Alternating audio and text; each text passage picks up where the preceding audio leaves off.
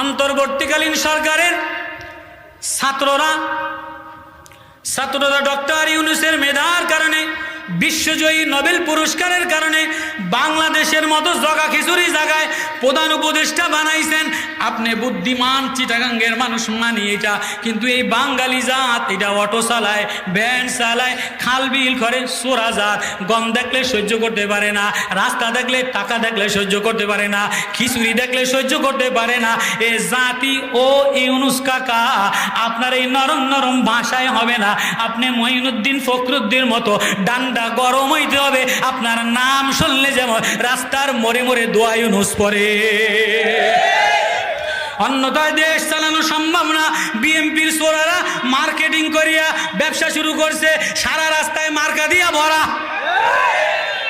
সাবধান, বলে দেই কলিজা ব্যথালিয়া বলে যাই।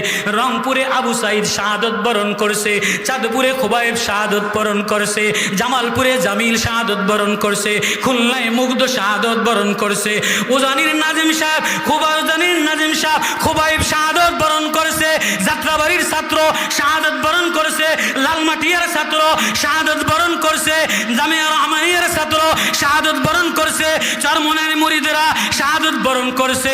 রংপুরের দামাল ছেলে, জামালপুরের দামাল ছেলে, বগুড়ার দামাল ছেলে, যে রক্তের বন্যায় স্বৈরাচার সরকার থেকে জাতীয় পতাকা, যে ইসলামীর উন্নত পতাকার জন্য এক দেশ পাইলা, এ দেশ ছাত্রর রক্তের বন্যায় স্বাধীন হয়েছে। এ দেশে নতুন করিয়া আবার কারো মূর্তির ছবি, কোনো মহিলার ছবি, কোনো মানুষের ছবি কোনো অফিসে আমরা দেখতে দিব না।